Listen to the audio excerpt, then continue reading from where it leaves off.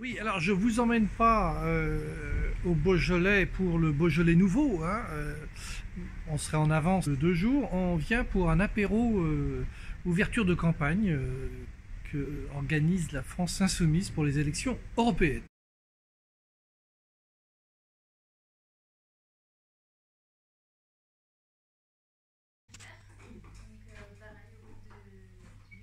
Vous êtes un des partis, hein, la France Insoumise, vous n'êtes pas le seul, mais qui, on peut dire, menait une critique très forte hein, contre l'Union européenne, contre l'Europe. C'est une dictature financière, elle est en train de se déliter, etc.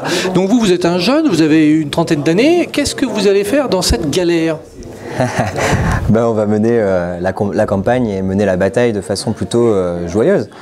C'est-à-dire que là, ça devient urgent en fait. Puisque l'Union européenne est en train de tourner à vide, qu'elle devient de plus en plus injuste, antidémocratique, anti-écologique, antisociale, pour faire des mots assez simples, c'est notre responsabilité à tous que d'essayer d'enrayer la machine, de la combattre. Et donc c'est le modeste objectif qu'on se donne dans cette campagne des élections européennes.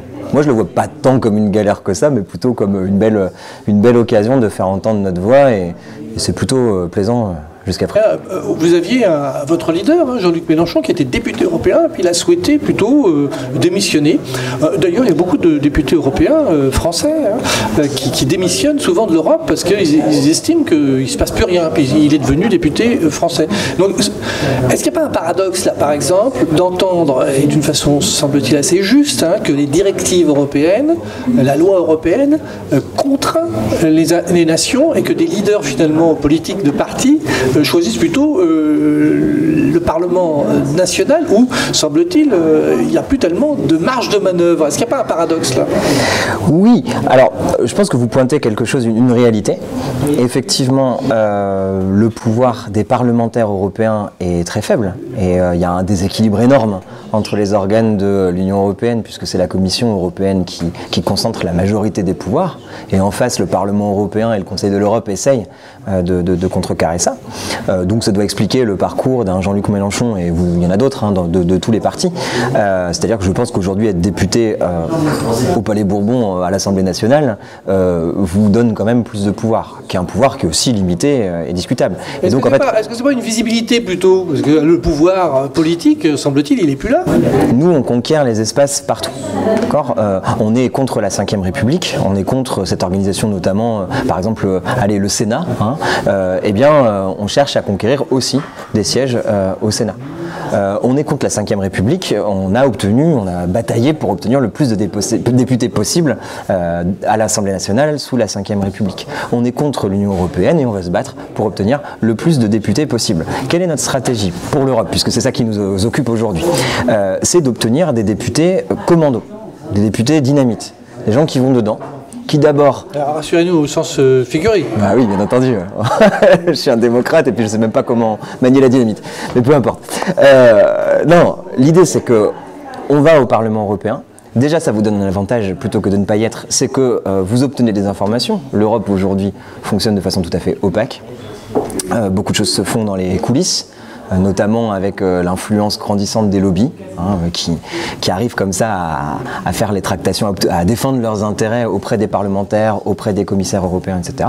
Et donc d'y être, d'avoir un pied dans les institutions va nous permettre de connaître ça, va nous permettre du coup d'articuler une stratégie. D'abord en faisant la lumière sur ces lobbyistes, en faisant la lumière sur ces pratiques, c'est un de nos actes de campagne, débusquer les lobbies, et puis ensuite les traquer, hein, les empêcher de dormir, puisqu'ils nous pourrissent la vie, on va leur pourrir la leur. Et ensuite, c'est aussi du coup, voilà, construire une riposte, soit quand l'occasion se présente, parce que ça arrive. Je pense à ce que mon camarade Younous Omarjee, député européen de la France Insoumise, a fait sur l'interdiction de la pêche électrique. S'il n'avait pas été là pour lancer l'alerte, s'il n'avait pas été là pour faire un rapport, ce serait certainement passé. Et donc, au cas par cas, on arrive à faire des choses. Mais on n'est pas non plus dans une logique de on va obtenir des petites choses au cas par cas. On construit le rapport de force en Europe, mais aussi le rapport de force nationale. Si on sort en tête des élections, on se doute bien que c'est pas la même chose pour la suite de la séquence politique, parce que notre objectif, et moi je l'assume ici, c'est toujours de la prise de pouvoir en 2022. Donc aux élections présidentielles. Aux élections présidentielles, puisque c'est le point de passage obligé dans la Ve République. Ce qui n'empêche pas qu'à chaque étape intermédiaire, on continue de construire notre rapport de force. Alors il y a un souci avec les élections européennes en France, hein, c'est qu'il y a aussi là pareillement un paradoxe, c'est qu'à chaque élection européenne, il y a 60% d'abstention, alors que quand il y a des référendums, c'est le contraire, hein, il y a 60%, 65% de participation. Donc là, est-ce qu'il n'y a pas un paradoxe par rapport à ça? Et justement, quand au dernier référendum pour le traité européen en 2005, il y a eu une vraie campagne multiple, mais on va dire plutôt en s'intéressant au parti de la gauche, un vrai front uni.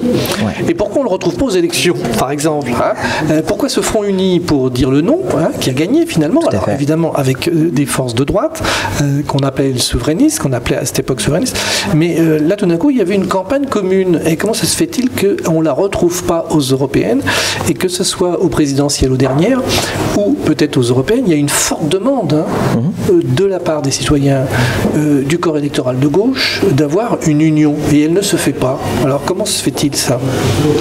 Alors, je pense que les forces politiques avaient réussi à se rejoindre sur quelque chose de très concret. Hein, qui était de dire, il y a un texte, on a deux choix, dire oui ou dire non, et donc de ce point de vue-là, sur cet arc de force du non, on pouvait tomber d'accord. On a eu de cesse depuis 2005 d'essayer de trouver l'espace politique commun qui permettait de donner une réponse politique à ce non. Ça a d'abord pris la forme du front de gauche, hein, j'en étais, et puis ensuite de la France insoumise.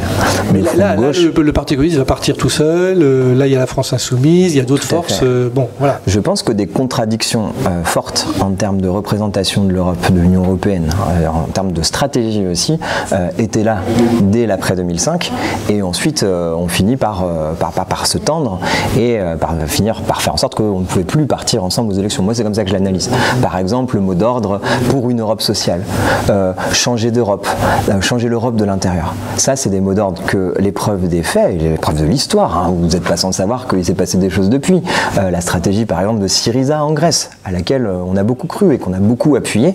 Et finalement, derrière, quand Alexis Tsipras se dit, bon, je peux peut-être trouver un compromis avec l'Union européenne en acceptant le mémorandum, et voilà, on se rend compte qu'il se fait piétiner. C'est-à-dire que l'Union européenne est devenue une Europe bulldozer.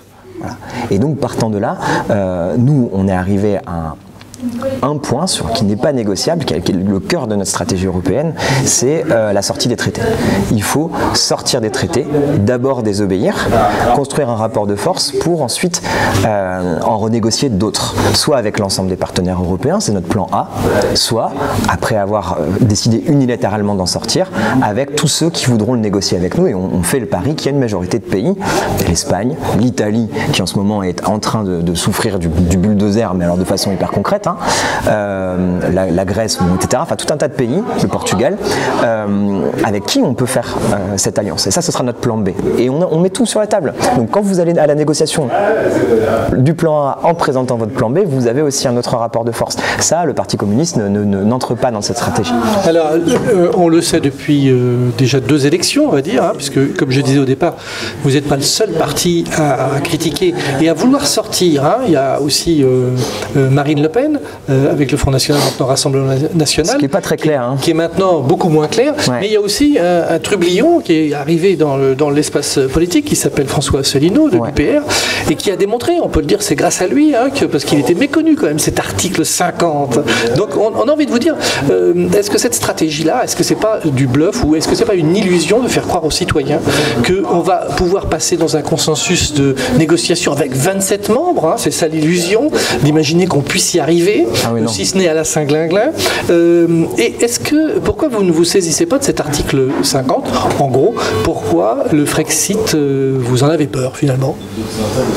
Frexit étant la sortie de la France de l'Union européenne. Alors, la réponse, vous faites un peu la question à la réponse là, non? Moi, j'ai pas peur du Frexit. Hein. Pourquoi vous avez peur d'initialiser, comme ont fait les Britanniques, hein, cet article 50? Parce que du coup, dans le traité, il y a un article qui permet de sortir. Alors, c'est pas notre stratégie. Notre stratégie n'est pas celle du Frexit. La divergence qu'on a avec Asselineau, par exemple, et avec d'autres, c'est sur l'examen du rapport de force.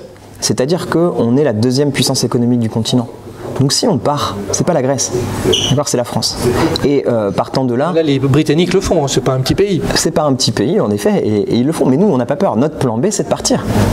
Et notre plan A, c'est d'aller négocier un autre traité. Simplement, on donne un contenu politique, à mon sens, beaucoup plus fort. C'est-à-dire que moi, je ne pense pas que le problème, ce soit l'Europe par essence. Le problème, c'est le rapport de force, notamment en faveur de l'Allemagne. C'est l'Europe allemande, si je puis dire, hein, et notamment tout le contrôle qu'elle a sur la politique européenne via les membres de la Banque Centrale Européenne, qui est indépendante, en fait, qui est très, très dépendante de l'Allemagne, en l'occurrence, via sa place dans la Commission européenne, etc. Et c'est le contenu même des traités. Et nous, on s'attaque au cœur du problème. Si la conséquence de la renégociation de ces traités, si la conséquence de la sortie de ces traités, parce que c'est très clair, hein, il n'y a pas d'hésitation pour nous, on doit sortir de ces traités. Si la conséquence, c'est une sortie de l'Union européenne, puisque celle-ci choisirait de se maintenir sans la France, très bien, on est prêt à l'assumer. Et on a une stratégie derrière de coopération avec tout un tas de pays. Donc on n'est juste pas sur le même vocabulaire et on a la maîtrise de notre propre vocabulaire, de nos propres concepts. Nous, c'est plan A, plan B et c'est ce contenu-là. Ensuite, c'est une question de rapport de force, quoi. C'est-à-dire que vous me parlez d'Asselineau qui fait 0 et quelques % au présidentiel, nous on fait 19. Voilà, on a une responsabilité en fait, y compris dans le pays. Sur quoi vous cherchez à fédérer? C'est là-dessus que Tsipras a échoué. Il a pensé que le pays ne le suivrait pas sur une sortie de la Grèce.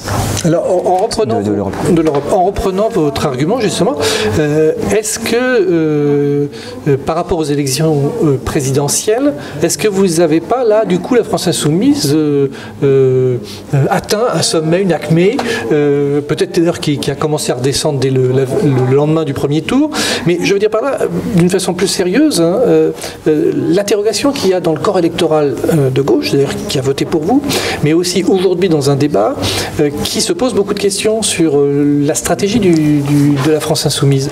Je pense par exemple au fait que vous n'avez pas signé le manifeste pour les migrants. Ouais. Je pense aussi à l'abomination terrible des perquisitions que vous avez subies, mais aussi du coup l'accusation contre le parti médiatique. Ouais. Votre position, parce que je crois que vous êtes un des seuls des partis de gauche à appeler pour le 17 novembre. Ouais. Là récemment, pour le 14-18, la sortie de Jean-Luc Mélenchon disant c'est pas Pétain qui est le vainqueur, c'est un autre maréchal, en gros rentrant dans les souliers des socialistes guerriers de l'époque, c'est-à-dire en cautionnant le vainqueur de la... Bon, est-ce que tout ça, tous ces événements, enfin vous le savez, ça trouble beaucoup le corps électoral de gauche, il y a beaucoup de questions qui se posent, mais est-ce que justement ce populisme de gauche là, est-ce que c'est pas un outil, pour reprendre les termes de Roger Martelly dans un article de Regard, que c'est un fabuleux outil de mobilisation, mais que c'est pas une stratégie politique et qu'elle est peut-être douteuse. Qu'est-ce que vous répondez à ça? Bon, d'abord, je suis obligé de déconstruire tout un tas de craintes qui sont peut-être, à mon avis, pas avérées. D'abord, la crainte du plafond de verre. Bon, moi, j'ai connu le temps très ancien, un peu très récent, mais de 2012, où déjà le score du Front de gauche à 11% était une surprise incroyable. On était passé de 2 à 11. Et ensuite, on nous a assigné en disant oui, mais ça ne dépassera jamais, c'est un plafond de verre, de toute façon Mélenchon ne peut pas rassembler. Et puis 5 ans plus tard, on est à 19 et on est aux portes du 2e tour. Donc vous voyez que de ce point de vue-là, moi, la trajectoire générale, elle me met plutôt en confiance. Ensuite, les doutes dans des périodes... Excusez-moi, les choses, Julien, elles ne sont pas fixes. Hein. On est d'accord, je vous parle d'une trajectoire. On peut dire presque très loin des présidentielles, justement par rapport à ce que je viens de vous décrire comme événement. Je continue. Ensuite, dans l'entre-deux. Dès lors qu'en plus vous n'êtes plus dans le mouvement, dans le moment polarisant de la présidentielle. Bien sûr qu'il y a des doutes. C'est typique de l'entre-deux. Hein. Elle a tellement été dite que j'hésite à la vous redire, mais elle nous a quand même pas mal servi de maxime. C'est la phrase de Gramsci, hein, qui dit l'ancien monde se meurt, le nouveau n'en finit pas d'advenir, et dans l'intervalle, les monstres, je ne sais plus quoi.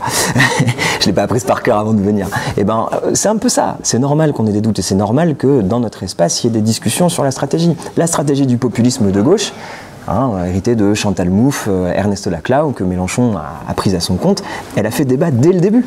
Dès le début, et notamment ça se clivait plutôt avec le Parti communiste, une partie de Ensemble. Donc, dans cet espace-là, on ne parle même pas des socialistes qui disaient non, c'est pas ça, il faut faire l'union de la gauche. L'union. Et la stratégie du populisme de gauche, c'est fédérer le peuple. C'est ces deux stratégies qui ne sont pas réconciliables. Elles ne partent pas des mêmes prémices. Et donc, partant de là, dès qu'il y a un petit contre-coup, dès que tout d'un coup, il y a des doutes, c'est légitime. vous me parlez des perquisitions, attendez, elles servaient à quoi ces perquisitions? Elles ne servaient qu'à ça, qu'à instituer du doute parmi nous. Et alors, pour moi, j'ai deux responsabilités. Ne jamais abandonner la posture de doute philosophique à la Descartes, qui me permet de rester sceptique et critique, et en même temps de ne pas céder à cette injonction qui nous fait perdre de la confiance et donc de l'élan. Et donc moi je viens ici pour continuer à défendre une stratégie dont on pense qu'elle est la meilleure, celle du populisme de gauche, fédérer le peuple. Je termine quand même en vous disant que ces inquiétudes, il ne faudrait pas qu'il y ait de prisme déformant. Ces inquiétudes, c'est souvent dans les groupes très politisés de militants. Il y a aussi quelque chose de social là-dedans. C'est des inquiétudes dans la classe moyenne, la petite bourgeoisie intellectuelle à laquelle j'appartiens. Par contre, ce qui fait chaud au cœur, c'est comme il y a 2 semaines, quand on est allé faire du porte-à-porte à Chambéry-le-Haut. Hein, quand on arrive dans les quartiers populaires en porte-à-porte, les gens nous disent... ça leur passe au-dessus, cette colère, la question, etc. Julien, c'est par rapport aux européennes. Vous avez l'impression que toute cette séquence, avec ces événements que j'ai décrits, ne vont pas influencer et ne vont pas faire baisser ce niveau important, hein, si ce n'est au niveau des élections européennes, hein, bien sûr, parce que vous n'allez pas faire 7 millions de voix, compte tenu de l'abstention. Hein. Là, vous y croyez? Vous pensez que ça ne va pas influencer? Ouais. Moi, c'est pas que je pense pas que ça va pas influencer. Je suis trop versé à ces choses-là pour savoir que ça peut tout influencer. C'est pas un hasard. Si juste avant la présidentielle de 2012, on se met à sortir une vieille photo de Mélenchon qui raccompagne Bachar al-Assad à l'aéroport, dont on a compris après que c'était un simple truc protocolaire, c'était juste pour le salir, pour le flétrir. Si là aujourd'hui il y a ces perquisitions, ça avait déjà commencé avant, hein. Si vous avez dans la même semaine un reportage, enfin dans les 3 semaines qu'on précédait, un reportage de C8 à charge contre Jean-Luc Mélenchon, un travail d'enquête à charge de Mediapart et Radio France, si vous avez un livre à charge de journalistes de l'Express, qui sortent tout au même moment. Qu'est-ce que vous avez à répondre justement de ces enquêtes quand même, de cette enquête-là, qui semble dire que, je pose ma question, oui, je vous en prie, qui semble dire quand même que, et ça revient beaucoup dans les militants, qu'il y a un fonctionnement clanique, il y a un fonctionnement de copains, donc vous voyez bien que ça peut mettre beaucoup de doutes par rapport à un fonctionnement qui serait peut-être antidémocratique, parce que finalement la France Insoumise, c'est un parti, mais est-ce que ça vote, est-ce que c'est une association qui se réunit en Assemblée Générale, enfin, vous voyez ce que je veux dire? Ça revient depuis le début, quand même. Oui, mais c'est un des arguments qui sont faits pour nous salir. Mais bon, alors peut-être, mais qu'est-ce que vous répondez à moi, ça? Par exemple, ce que je réponds à l'enquête des journalistes du Point, à ce bouquin, qui vient de sortir, elle est sortie mercredi, je crois, ça m'a rassuré. C'est-à-dire que j'ai lu le papier, j'ai lu le bouquin. D'accord ?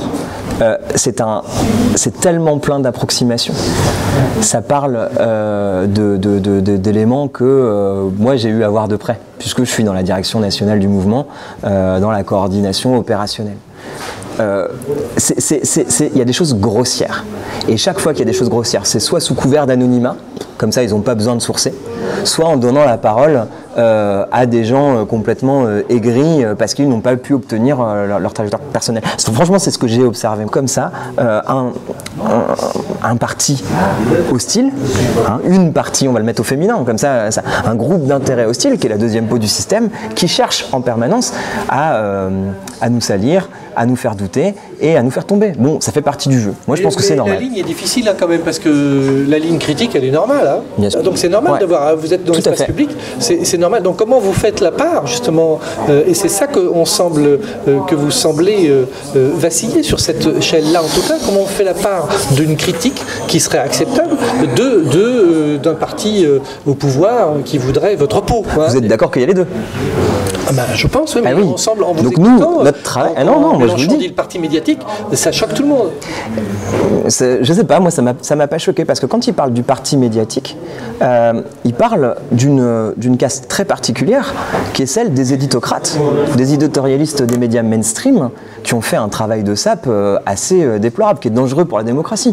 Mais je veux dire, un journaliste préoccupé de la déontologie journalistique doit tout autant s'inquiéter de ce travail qui a été mené que des propos de Mélenchon. Peut-être qu'il y a un réflexe qui fait qu'on le prend pour soi et qu'on pense qu'il a visé tous les journalistes. Moi, depuis que je le connais, Jean-Luc Mélenchon, je l'ai toujours vu plein d'attention pour les journalistes qui la face à lui, les petites mains, ceux qui font 6 sujets par jour, qui ne peuvent plus faire leur travail correctement, qui ne sont jamais, c'est jamais eux qui font les titres des articles. C'est-à-dire que nous, ce qu'on combat, c'est le pouvoir des éditocrates qui sont au service du pouvoir. Voilà, c'est tout.